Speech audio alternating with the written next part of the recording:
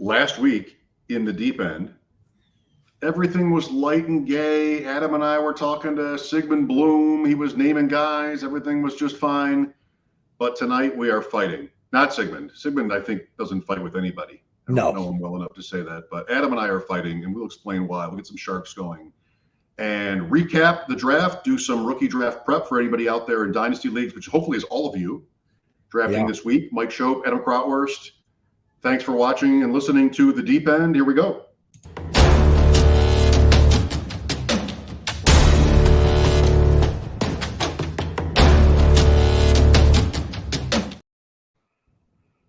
I have had a day, not a real life day, where you have a terrible job or it's just an awful day at your job, and you sort of have this moment where you're questioning everything. Not a real life day, a fantasy football day.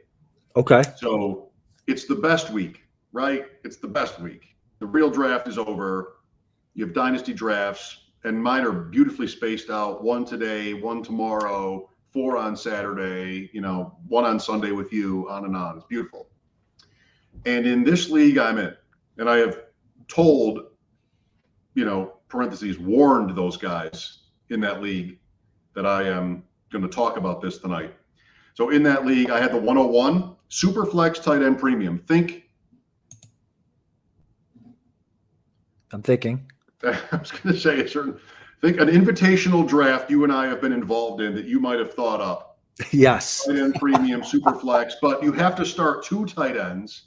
Ooh. It's 1.75 points per reception for tight ends. Oh, wow. And it's all just sort of like the trash compactor, of the format, just like, everybody in. So the tight ends go up, everything, doesn't matter. So I draft Robinson at 101, first draft of the season. Great. Yep. And the rest of the day, I had enough time today to really sort of plug in. It's the only draft I have going. I am really grinding at this. I know maybe 4 guys out of 12. I've been terrible for 2 years. Like, this is my moment to get up there and take advantage of what I believe my interpretation of the format and make moves. 2, forget it. Richardson. I don't even bother. 3, okay. I think the guy's pretty sharp. The little back and forth, he makes his pick. 4, ignores me. Hours go by, makes his pick. I don't even know if he's a real person or if he's a bot or whatever. I don't even know what happened there, but 5, 6, 7, 8, whatever. The whole day, I'm sending out. I'm offering Breece Hall up. I've been throwing Breece Hall into every offer, like just Breece Hall. Adam, overall in any format, he's like a top 10 player, top 20 in a sort of a twisted super flex premium, whatever. I'm throwing Breece Hall in. I'm throwing draft picks. I'm throwing Pickens. Up Pierce, Pacheco. Just I gotta get in. I gotta get back into the whatever. I gotta get back into the first round. Nothing.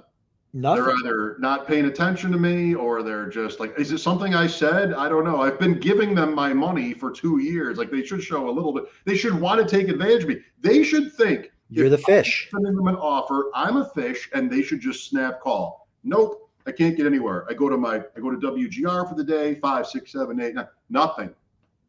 Just could not. Breece Hall could not get a deal done. I get out of the radio show at 7 o'clock. I'm like, Adam, we weren't talking about this draft before, but I got to say a word about it. Here's what happened. I spent the whole day grinding, trying to make this trade. And Adam's like, is a slow draft? Isn't that what's supposed to happen?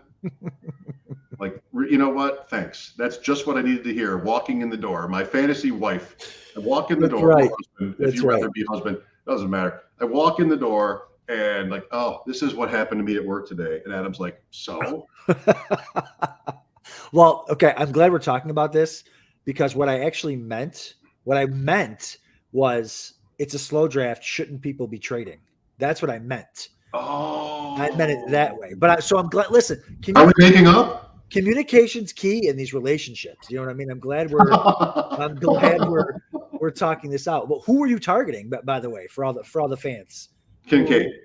I love it. I was literally going to be like, is this for Kincaid? Oh, I love it. So I would have made an offer for. I drafted Robinson at 1. I would have made an offer for Kincaid at 2. I felt like there was no hope. Don't bother. At 3, I made an offer, didn't say who it was. I think the guy at 3 is pretty sharp. He trades down for 6 and 13 and 3 picks, maybe Bryce Young. Fine, perfectly fine. Nice trade for the guy trading down, I think, but also go get your guy, right? Yep. So then, do I want a list? I can get a list. I'm not going to. Where did Kincaid go? I'm going to get there. Oh, baby. So 4 is the guy who I don't even know if he's real. 4 drafts Stroud. Okay. Look, Fine. Let me be a little bit careful here. People have jobs and stuff, and I'm sitting here on my deck, right? Like I don't go into work until 1 o'clock. It's fine. I'm not trying to put anybody down. Yeah, whatever. I sent 3 offers, Breece Hall, nothing. Just begged the pick. No, not even a response, like not even a rejection. I sent 20 trade offers out today. I got no rejections.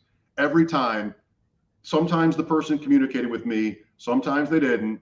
Either way, I had to delete the offer every single time because it was never like turned down. I've been terrible in this league. They have total scoreboard over me. If they pound me in the chat tonight, I deserve it because I've done nothing good in this league. But here I am complaining about the other people. Not really. 5 Gibbs. Okay. Yep. 6 is the guy at 3 I tried to make the deal with. Come back again. He's like, I really like Kincaid. I'm like, all right, see ya. Bye. Because that's the guy I wanted. Yeah. He goes 6. This is 2 tight ends start. 1.75 points per reception. Yep. Huge. If you really run a calculus on the numbers, the tight end. Kincaid should have probably gone ahead of Gibbs. Kincaid? Is this Superflex? Yes. Yeah, he should have gone ahead of Gibbs. To me, he was the second pick. Yeah, absolutely. You run the numbers. Tight ends play way longer. 1.75 is just wild. And you have to start 2. Right. Yeah, Kincaid's, tied to Josh Allen. I mean, we'll get into it a little bit later, but yeah, for sure. So then some receivers go, and eventually, before we even chatted, but I was thinking like I'm just gonna throw my hands up about this league and this draft, and be all just a mess. I did make a trade to get back in, so I'm up now. Ooh. And I traded Pickens for this pick, essentially. And it's not going to make sense if I tell you what I'm doing, so I'm going to drop it here because the format is skewed, and I want to sort of take a breath and look at the board, and then I'll make my pick when the draft is over. Without moving further into the depths of that trade, can you explain why you wanted to trade Pickens? Yes. You know what? I think he's somebody that I think people see Odell Beckham in, like as a first, second-year player without having the first year that Beckham had, where you have this amazing talent that made these highlight reel backhand catches like this. And I don't think, the odds are good that career is in his range of outcomes, like it's just the quarterback piece, Deontay Johnson. I don't know if Pickens what has he really done? I would like to hear your opinion because you have one. If you asked me, like, do you think he's somebody you want to be buying in Dynasty right now? Because for me, I mean, I don't mind having him, but in my mind, I needed to get a tight end somehow in this way. Like it needed to make a move as a last place team. And I had other guys too, like the guys I mentioned who are running backs, but Pickens was somebody I felt I could live without. Yeah, I guess it depends on what your roster looks like too. I don't know. He's a guy that I kind of like, especially in Dynasty because he's pretty cheap. And he's a guy that's a quarterback away. I think he's really good. And teams are a lot more likely to, and quarterbacks, okay, a couple things. Quarterbacks are playing a lot longer these days. You've got 38-year-old quarterbacks, 43-year-old quarterbacks. So think Jets, think Russell Wilson, Broncos. Russell Wilson stinks, but it's an example of a team trading for a veteran quarterback or a veteran quarterback hitting the market and being picked up. All that to say is the Steelers could get through this season with terrible quarterbacks and say, hey, listen, they've got 2 tight ends now. They've got multiple receivers. They've got fine running backs. They have an offense ready to win now. And so I could see them making a move next offseason for a quarterback that can put Pickens over the top as a, high-end wide receiver too. I think he has that type of talent. So that's a guy that I would be happy to trade for, depending on like what my situation is. But I certainly wouldn't be selling him. But again, I don't know what your roster is, and you don't want to go deeper into it. But Well, you know, no, I don't really think of myself as selling him. I didn't think of this idea until today. So it's admittedly a little bit half baked. But this team has Bijan, Hall, Pierce, Pacheco, Penny, Metcalf, Elijah Moore, Pickens, not anymore, and a couple other usable receivers. It is where I'm weaker, but with my draft picks, I think I can make a comeback. yeah. And then tight end is, of course, Okonkwo. Of course. And likely, and a couple other just the marginals. And hopefully in the near future, I account for that. Tight end, Adam, while we're on the subject, two things. One, this is a tight end premium draft to the hilt, like it's 1.75. Start two. I think I tweeted this today. It seems tight end premium is more sort of not standard per se, but like sort of the analysts and people who are making charts and such are accounting for tight end premium to a greater extent than before. And thank goodness, because tight end premium saves this rookie draft. If you're in a 1 QB non-tight end premium draft, it's horrendous. I mean, it's like 2 picks, 3 picks, and then just whatever, right? Yes. Like that's how it fell this year. But super flex a little bit better, but it still only goes so far. You know, shows are talking about what to do at 1.7. If you have tight end premium, it's a great first round. I mean, really, especially in a format like this. So I don't always love this format, but this year with Kincaid and Mayer and Laporta and Musgrave and Washington and Kuntz and the other guys, Kuntz, you know, we go back and forth on that, you and I, but you know, there are a lot of good players there, and that really helps a lot. It makes all the difference this year in rookie drafts. Yeah, 6 tight ends in the first 2 rounds of the NFL draft. Is that what I read? 6, I think 1 in the first, 5 in the second, most since 78 maybe. I think it was Ditka, the number 1 tight end back then in 1978. No. 1978, he was coaching. That's right. But tight end premium. And it's so funny. We get to these drafts, and we'll get into this other stuff in a minute, but you get to the just like you said, like these drafts are like, if it's not, you know, super, it's got to be, it's like, man, I'm looking like, man, I wish it was super flex, and then the tight end premium. This is, in the draft you're talking about, it's like tight end premium plus. And I think it's just all the years of people playing the same stuff over and over and just getting, and now we're doing, you know, hundreds of drafts a season. So you get kind of like bored with the same thing. So, you know, Best Ball Mania, as great as it is, it's pretty standard, you know, and we're doing a ton of those.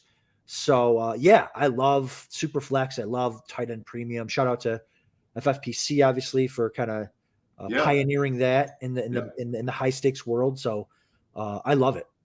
It's just that this year it fell perfectly where the rookie drafts really needed the tight end piece. Yes. And, you know, we're going to get some turnover at tight end, running back too, but it's good timing for the tight ends to fall in. Adam and I are in a league that I created called Empire Niagara, which is a dynasty league, but Empire, which means you win 2 in a row, you take all the money and the league ends.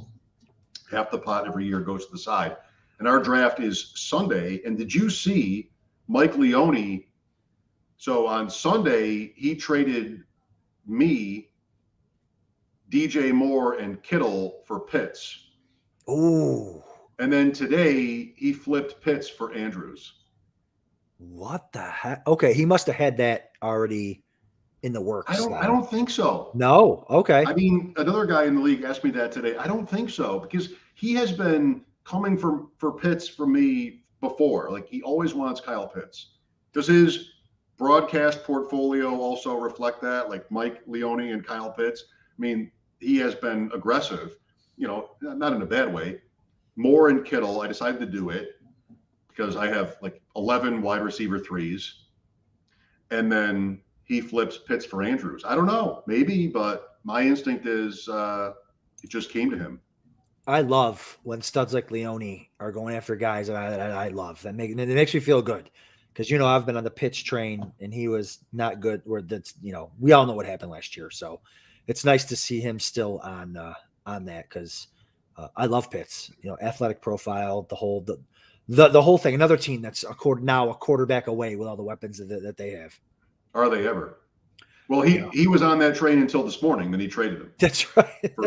For Mark Andrews. Who would you rather have, Pitts or Andrews? Are you Pitts or Andrews? I think Pitts. I mean, the Ravens offense now is just this whole draft. So, like, I'll start with the Ravens offense. I mean, they went from like weaponless now, right? To if they're healthy, Beckham, Bateman, Andrews, who's the rookie? I'm losing my mind. Flowers. Yes. Love Flowers. They've got so many weapons now. So it's like, what are they going to do? I still think Andrews is like his guy, Lamar's guy, but I don't think he's going to be the target monster that he used to be. So I think I would lean towards Pitts, plus Pitts is younger as well. But this whole NFL draft was just teams that already have weapons loading up on more weapons, which I love that for the NFL teams, but I hate that for fantasy. And it's like, you think about the Chargers with Quentin Johnston. You think about, the Seahawks with Smith-Njigba. You think about, Bijan Robinson landed in a beautiful spot. But just so many teams, the Ravens with Zay Flowers. I mean, it just goes on and on. The list of teams that already had a ton of weapons that added more weapons, especially in the first round with that draft capital. Marvin Mims, who I like, to the Broncos, another team that's – so it stinks for fantasy drafts because how do you project who's going to do what? It's okay for best ball, I guess, but I'm getting into the mid rounds of these redrafts, these underdogs and FFPC, and all I see is just receivers on teams that have so many options now to throw to, and I can't put a finger on like anybody that I really like at this point, So it's just been a lot of that, So even the Steelers, you get a bad quarterback, but you get two good receivers going in the same range, So we'll see. I guess it's Brandon Cooks is the guy for the Cowboys. Good quarterback, number 2 weapon there. So we'll see. If you stay to the end, I'll show you a Fantasy Pros Championship draft at FFPC that I did. It was a slow draft, and the clock fell so that I was up as round 2 started at pick 11. And so wait that out to the end. It wasn't, Darren, slow down if you're out there watching. I wasn't squatting. I was just sort of processing and thinking and strategizing. And those are the same things, but maybe okay. So Mingo, and then 12 goes boom, boom. And I wait again, and it's Rice. And they're both like way earlier than they've ever gone in the Fantasy Pros Championship. I tweeted it. Darren Armani, Fantasy Mojo, come at me, and guess what? He did. Yep. So I'll show that board at the end of the night, stay to the end. But next we'll do a quick run through of the first round of rookie drafts that we're all kind of getting into right now. First, though, we want to thank our sponsors, and here's a word from they. People always ask me, hey, what is the World Series of fantasy or the Super Bowl of fantasy football? And it's easy. It's the FFPC, the Fantasy Football Players Championship. It's a $6 million prize pool. And they've had their Never Too Early Best Ball leagues cranking since February. And so the FFPC is the answer to so many questions. Hey, where's the best place to get a Dynasty Orphan? Well, you can adopt a Dynasty Orphan at the FFPC. That's why we partner with them. If you want to play fantasy football for low, medium, high stakes, seasonal, best ball, dynasty, go to the FFPC. And don't forget, promo code Underworld to get you $25 off your first team. $25 off your first team, no matter what team it is, no matter what format it is, at the FFPC. Go do it.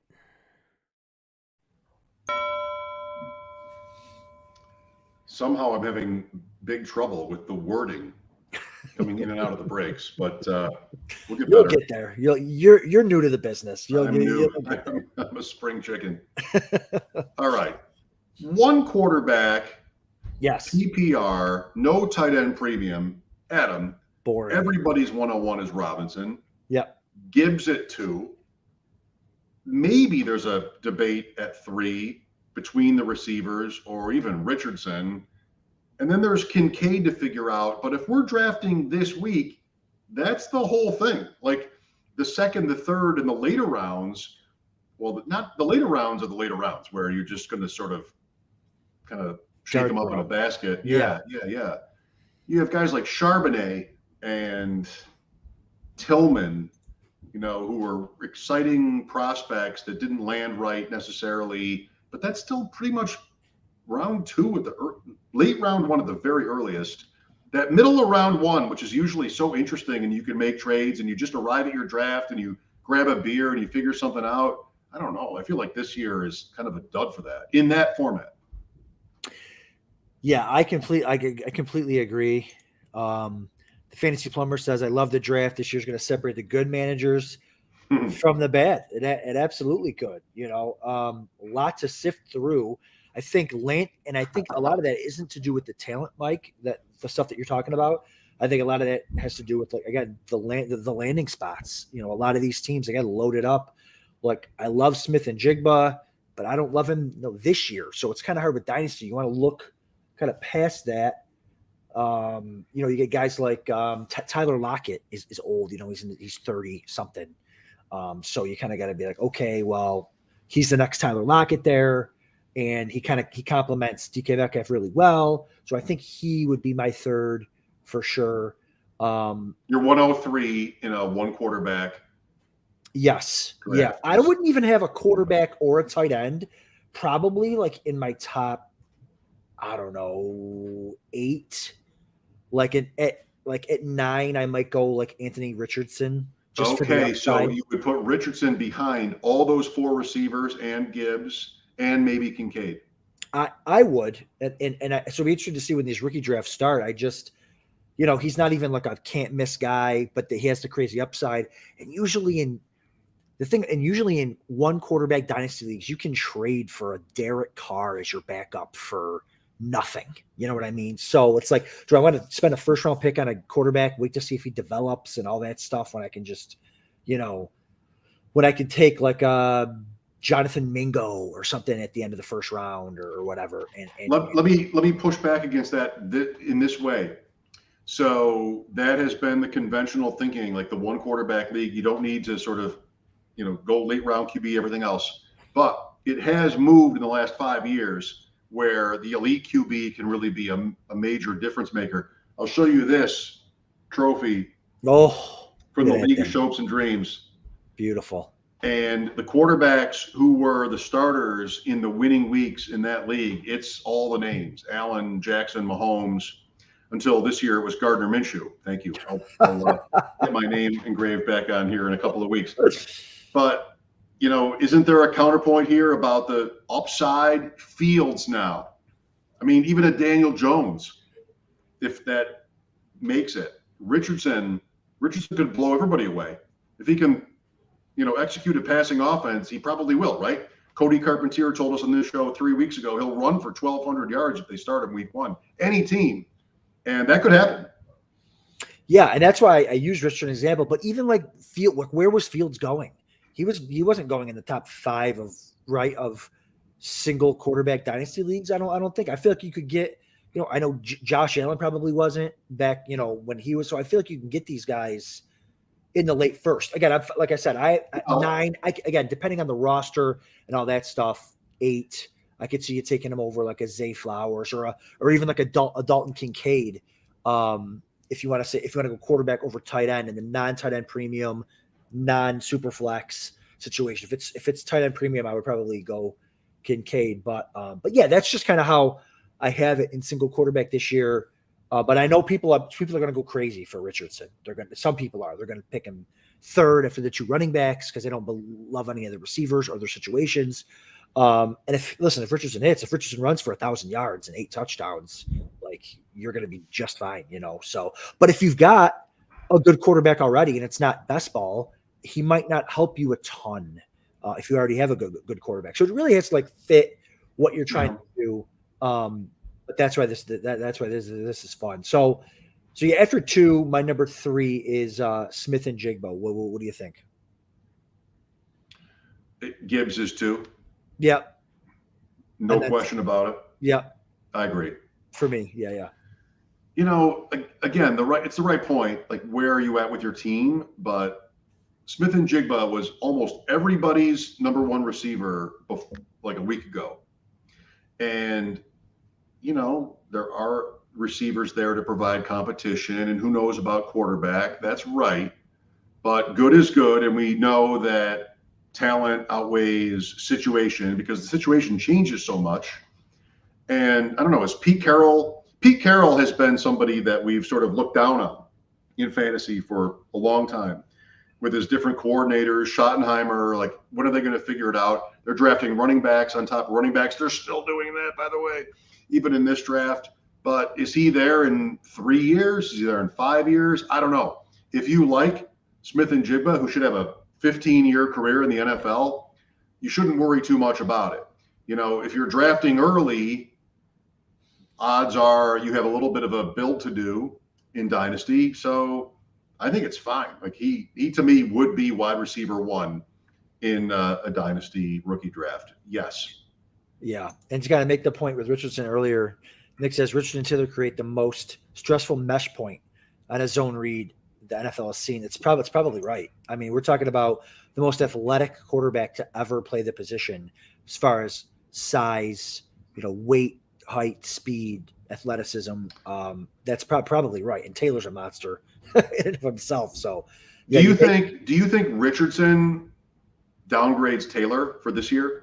That's a great question. I don't know. I don't, probably just from I think when you get down to the goal line, like when you get inside the 5, I feel like these quarterbacks who run really well just trust themselves more. I mean, look at Josh Allen. Now, Josh Allen doesn't have a Jonathan Taylor to hand the ball to, but he's just like, listen, I trust myself. I can throw it if I want to off of this read.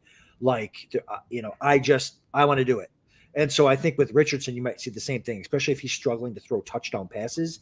He might want to find his value inside the 5. So I think it probably downgrades Taylor a little bit, but I think Taylor will still be fine. He right now is probably I would take.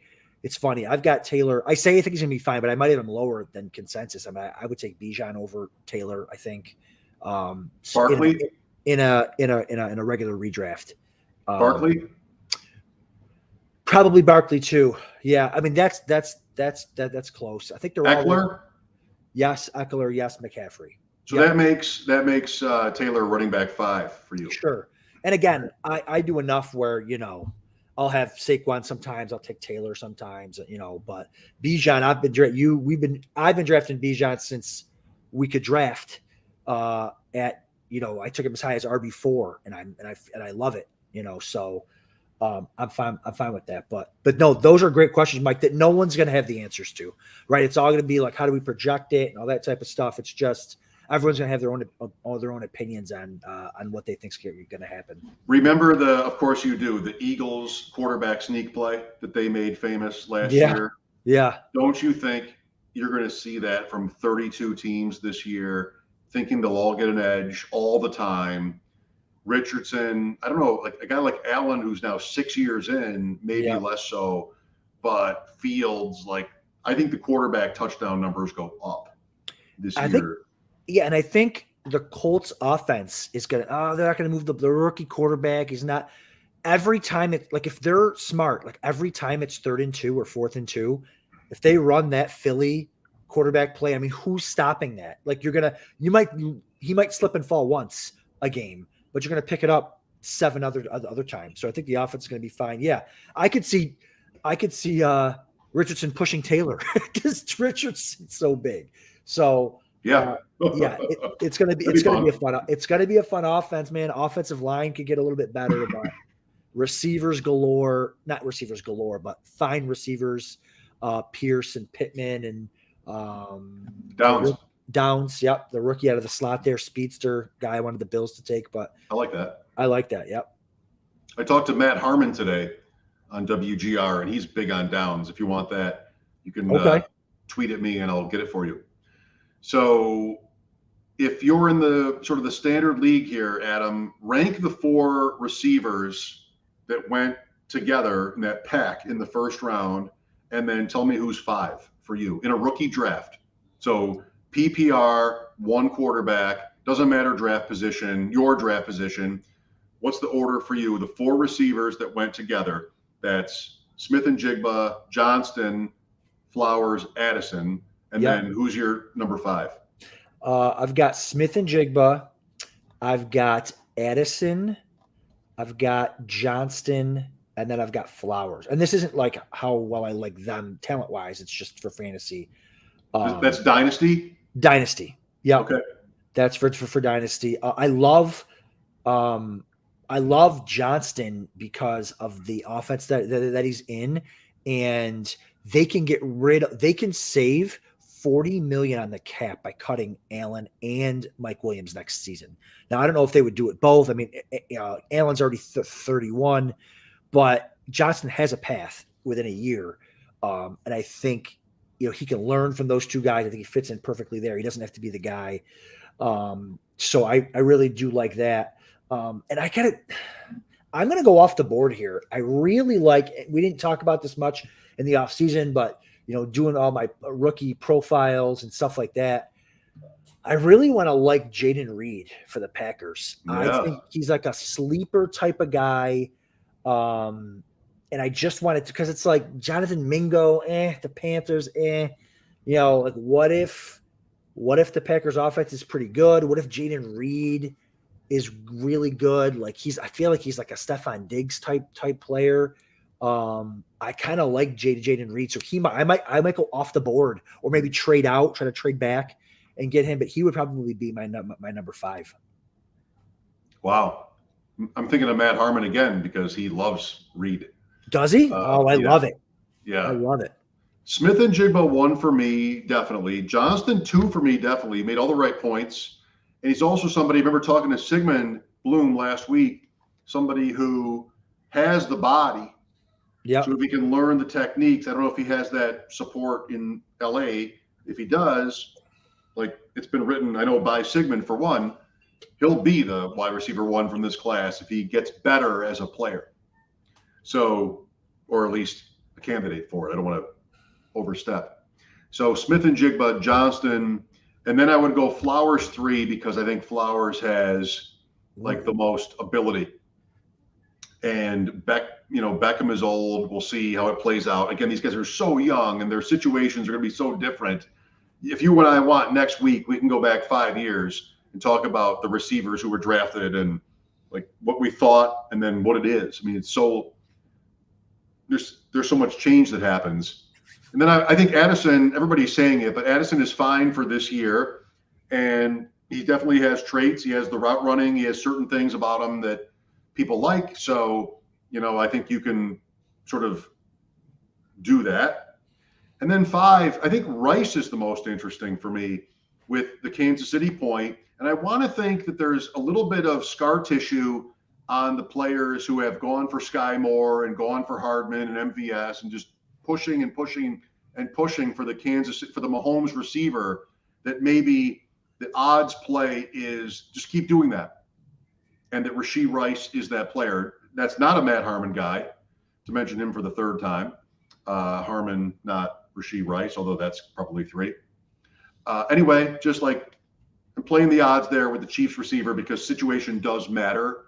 But, I mean, Mingo, the athlete, the freak that he is athletically, and then Tillman, and, I mean, is it Hutchinson in Houston that's interesting to me? That's a Saturday pick. There's so many. It was always true, Adam. There's so many receivers as you go through the weekend that could end up being the one. So I would say load up on them, but I don't think you can. I think running back is the better overall strategy for that, like in terms of your roster construction. Yeah, running back is such an interesting, and again, you usually have to deal with this at running back more than receiver, whereas a running back usually goes to a backfield that's got some serious competition. But you have 2, even when Gibbs gets drafted, it's like, the Lions had 3 good running backs. Now they've only got, 2, which is fine. You can get away with 2 for fantasy. But you've just got a lot of interesting ones with Charbonnet. Charbonnet blew, I think he kind of surprised everyone, broke a lot of hearts. I mean, what the low point of the draft? Seriously, low point of the whole draft was Charbonnet. What an awful thing for everybody involved. and it's just, it's funny. So I was with the Draft Sharks crew over draft weekend, and we were doing an FFPC draft, and I took Kenneth Walker at the 2-3 turn, and I said, I'm going to have a lot of Kenneth Walker this year, I think. And not 2 hours later, do they take Charbonnet? And I'm like, oh my God. That would have been such great value in that moment at 2-3. Yes. And then your legs are totally cut out. I know. And I think now I'm going to be taking more Charbonnet than I am Kenneth Walker, depending on if Walker stays in the 3rd round and Charbonnet is going in like the 7th or 8th or 9th, somewhere in there, like he's such if Kenneth Walker goes down, Charbonnet's Rashad Penny. Kenneth Walker goes down, Charbonnet's a top 10 running back, and vice versa. If Charbonnet goes down, Kenneth Walker's a top 10 running back. So I like to go with the cheaper end of that kind of backfield there. But, there's that. Then there was Kendra Miller to the Saints. That's interesting. Yep. Jacobo says Kendra Miller's going to smash in New Orleans. I'm assuming that's because he likes Kendra Miller. He or she likes Kendra Miller and the looming Kamara suspension, so that's just, no, I don't like Kendra Miller, the player. I don't hate him, but I don't love him. So I don't know if I want to pick based off of that. But yeah, we'll see. But no, you want to ignore that. Correct. That's right. Don't accept that necessarily. Like, I don't do player takes. I mean, for me, it's like everybody else. There's so much sound. I don't want to say noise. There's so much sound out there, so much analysis, exponentially more every year. Take the consensus and walk away. For me, at my advanced age, that's what I'm perfectly willing to do. And so Miller, for me, is somebody that like shot way up. Spears is somebody I did like because other people told me to do that also when it was the Senior Bowl. Now there's maybe a little bit of a medical with Spears, but he's in Tennessee. If Henry's there, it's Henry. If not, maybe it's a big result, but it's probably a terrible offense. I mean, who starts at quarterback for Tennessee? Is Tannehill going to be on that team, or is it Levis and Spears and Burks and Westbrook Akine? Like, is that their offense? No, yes, that is their offense, and it's getting worse and worse and worse. And look at how that ever since that first round trade last year, AJ Brown, the freaking Titans have done this. The Eagles are like, everyone's raving about how good they are and how much talent they have, which is true. And the NFC just sucks. There's like one good quarterback in the NFC. He's on the Eagles, like Dak, of course, too. But it's like the NFC's a mess. But yeah, the Eagles are flying up the board. But yeah, there's like A-Chain.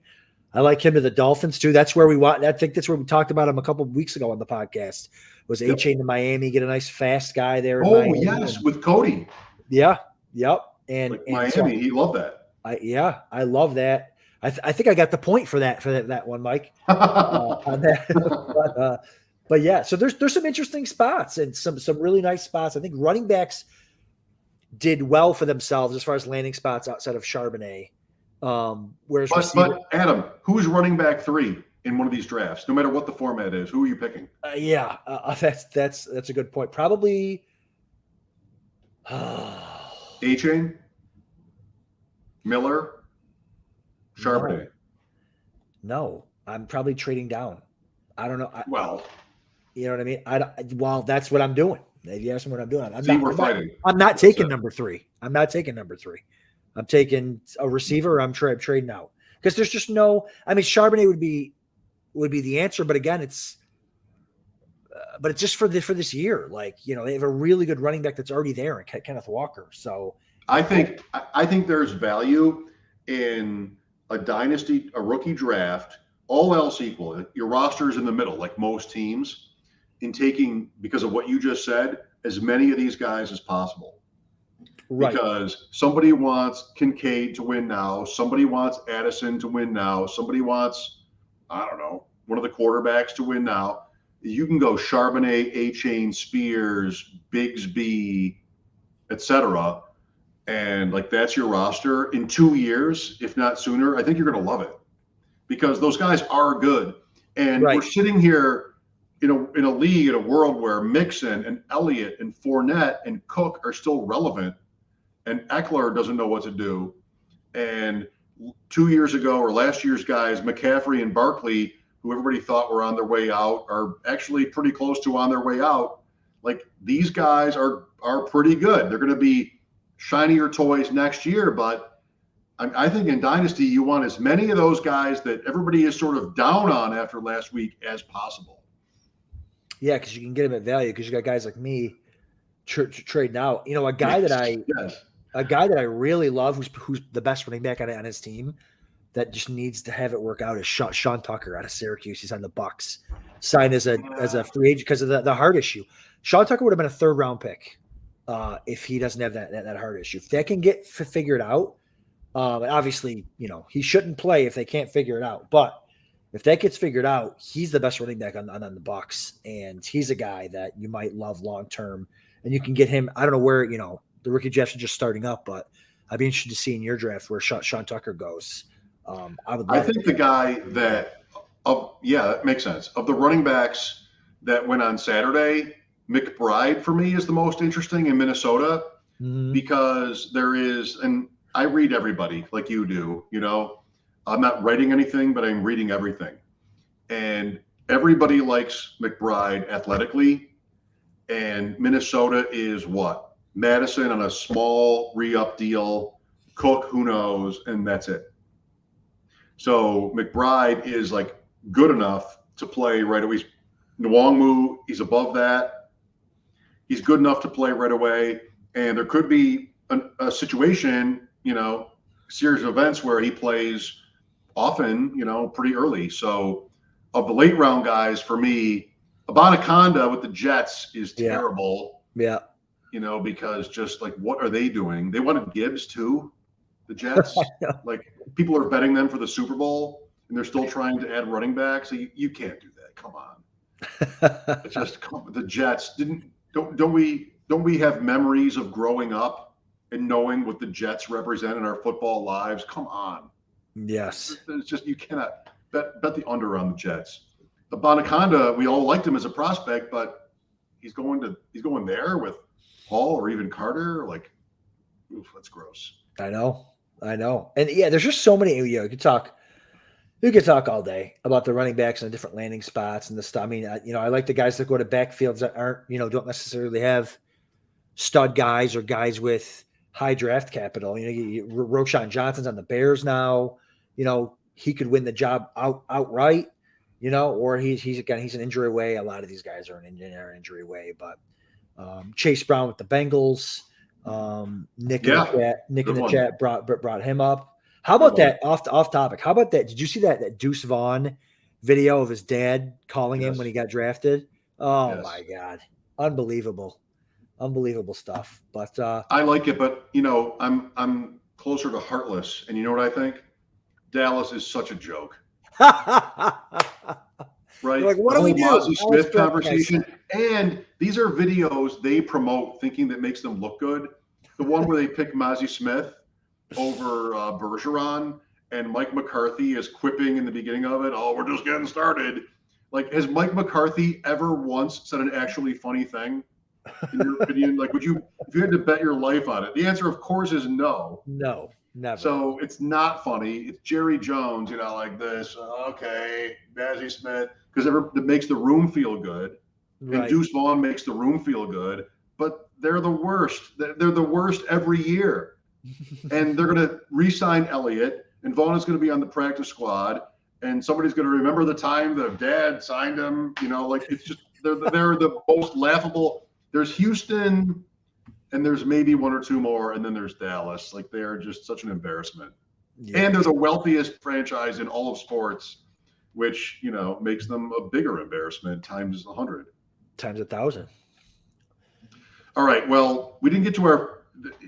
I want to apologize to our Fantasy Pros draft in the green room because we were unable, because of time constraints, to get to it tonight. Stay tuned for Tom Snyder, and he's going to have Cloris Leachman on, and we're not going to have time to get to the Fantasy Pros draft. But we apologize to the Fantasy Pros draft. We have 4 months Yes. of drafting Oh. and reanalyzing the analyzing. And that'll be really fun because when you're like us in the deep end, everything is fun. All of this is fun, right? Oh yeah, no, I felt great to draft with conviction, a little bit of conviction the last couple of days here. So I can't wait to dive into the mid stake stuff. Underdog has just been a little tease, a little taste, and yeah, once everything starts to shake out. I think like you said, it's May. This is when I start drafting right after the NFL draft, and I'm not going to stop till the Saturday before the games start. Hashtag draft with conviction. Adam, I can't wait to see you Sunday. You know, what like pick in do I have? the John Wayne era, when people like you and I tonight had a disagreement, they would settle it with Zoom calls. Oh, No, they would meet in person. We'll do that on Sunday. We'll get a picture. high noon. Fans. We'd meet at high noon. High noon. Gary Cooper. We'll meet at high noon on Grand Island, and Leone can't come because he's running the Toronto Marathon, which is awesome. Shocker. But it's a tough league, and we have defensive players, which we don't like to talk about on this show because it's like the deep end is, you dive into the deep end in your pool. There's a deep end of the ocean where there's mountains that are taller than Mount Everest, and you don't even know what's going on there. That's where the IDP landscape is sort of floating around down there with eels, and jellyfish and whatever else is going on there. Anyway, I've been talking for long enough. Mike Shope, Adam Krautwurst, thanks for watching and listening to The Deep End. Please follow, subscribe, Spotify, iTunes, YouTube, all of it, Twitter, at Shope Talk, at Adam_Krautwurst. We'll see you next Tuesday night. See you guys. Hey, you like that video? Be sure to subscribe and activate those alerts so you get notified as soon as new videos drop. And be sure to check out playerprofiler.com. We have all the tools for you to dominate every type of fantasy league. We have a draft kit, Dynasty Deluxe, data analysis, DFS Dominator, and don't forget the player rankings to rule them all.